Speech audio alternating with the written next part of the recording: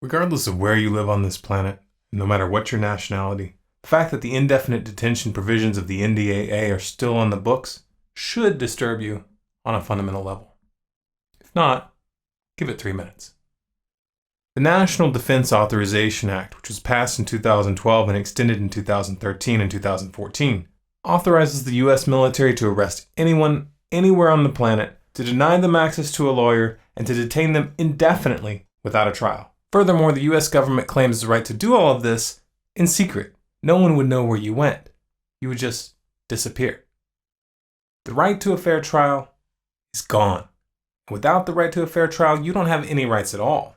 Of course, some would argue that the NDAA only targets enemies of the United States, as if this would somehow make it okay. That defense doesn't hold water. It doesn't matter who the law claims to target, and it doesn't matter under what conditions politicians claim it can be used. If you don't have a right to a lawyer, and if you don't get your day in court, and if the government isn't even obligated to disclose the fact that they dragged you from your house in the middle of the night, then who is going to make sure that this isn't abused? The soldiers? The politicians? Come on. The power to make someone disappear without a trial is the power to make up any excuse that's convenient. Evidence is only needed when you have to prove your case in court. That's why we have courts. The protections codified in the Constitution were put there for a reason. But at this point, it looks very much like America is going to learn that lesson the hard way. Land of the free, right? You can put your hand over your heart, celebrate something that no longer exists, or you can be honest with yourself.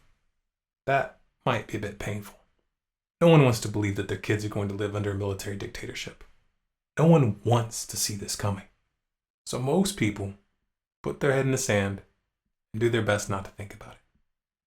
Those who don't always begin with one question. What can we do? The first thing you need to understand here is that our problem is psychological, not material. You have the means to take back your power. And you don't need a set of specific instructions. You don't need someone to hold your hand and explain your role. You don't need someone to give you permission.